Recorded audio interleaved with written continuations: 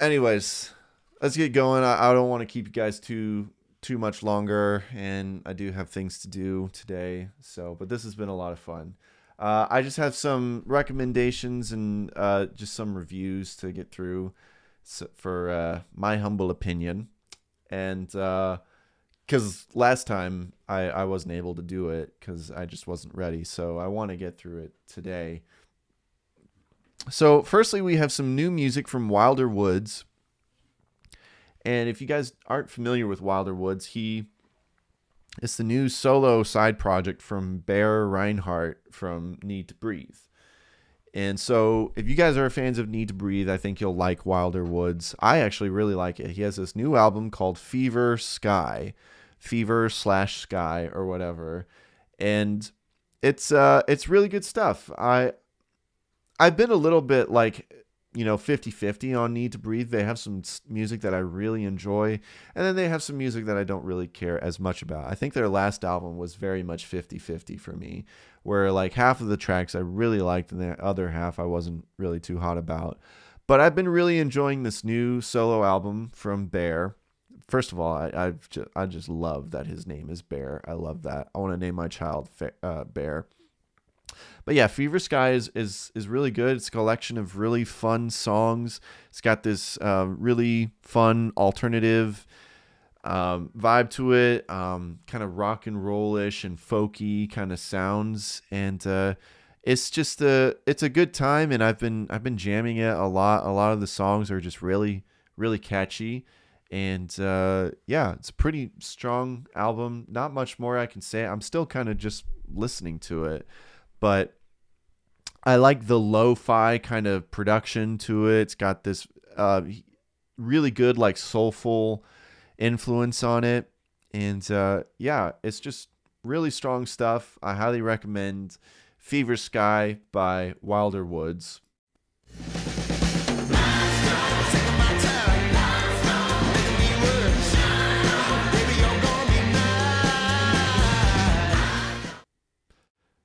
Sorry, I realized that the echo was probably still on there. I don't know. But yeah, next up, we got an artist that I was only recently introduced to.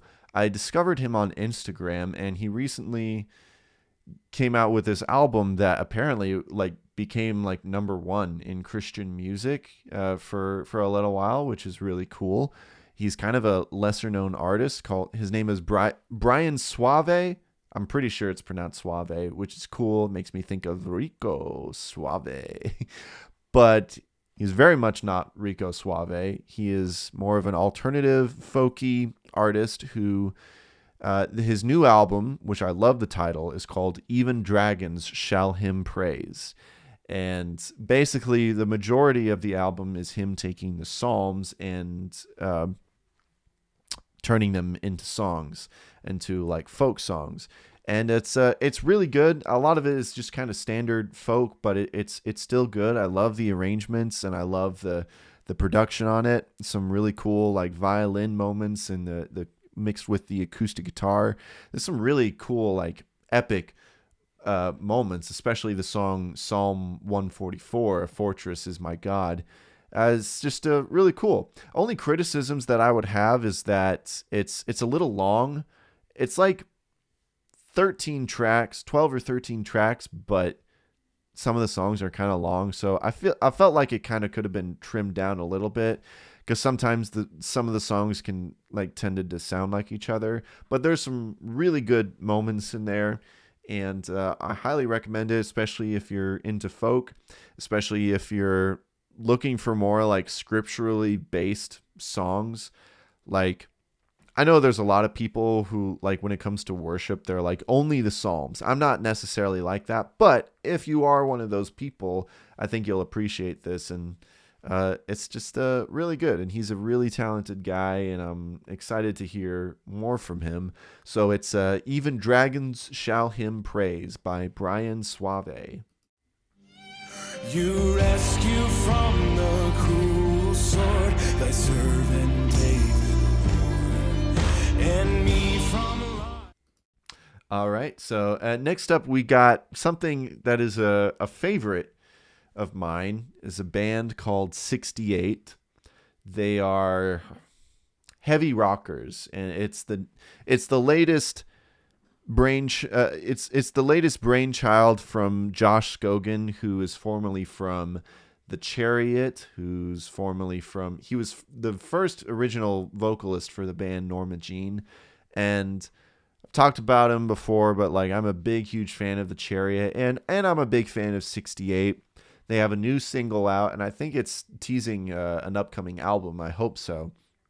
The song is called The Captain's Sat. It's like, The Captain's Sat.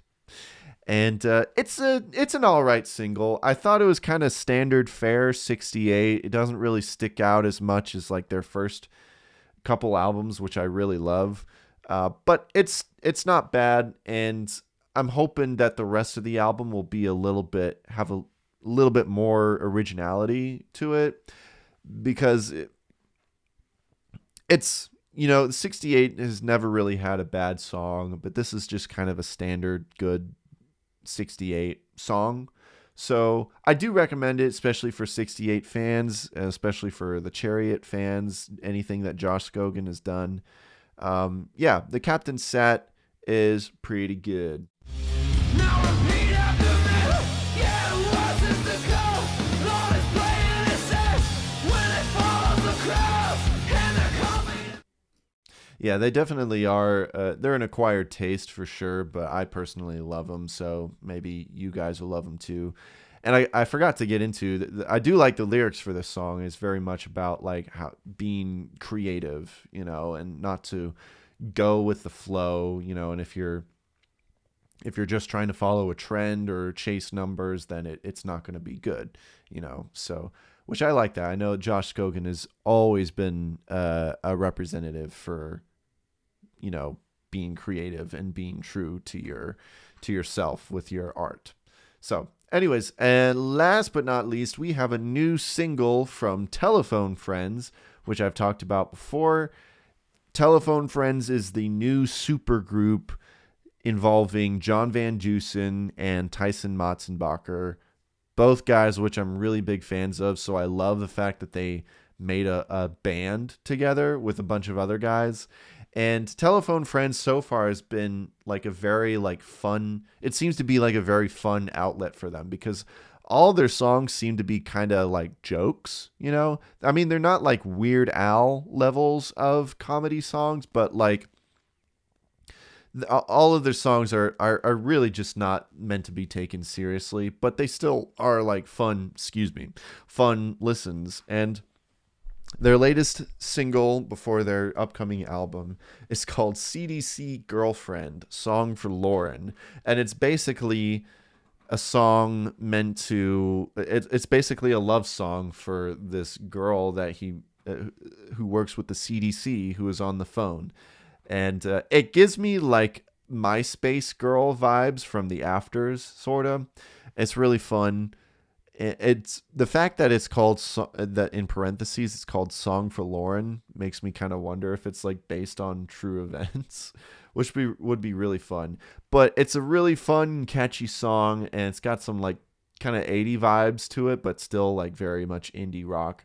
I'm really enjoying Telephone Friends' singles so far. I'm really excited for the upcoming album. So check out all the singles that they've released so far, but especially check out CDC Girlfriend by Telephone Friends. CDC girlfriend, stay on the line. All right, and that's all we got for my humble opinion. That's all the humble opinions that I have. So, hey, so I don't know if you guys know this, but what you just watched was basically just a clip of a full podcast episode of my podcast, The I'm Clifford Today Show. So you should just go check out that whole episode. Also, while you're at it, you might as well like the video and subscribe to my channel. That'd be really nice. I mean, you're nice people, right? Okay.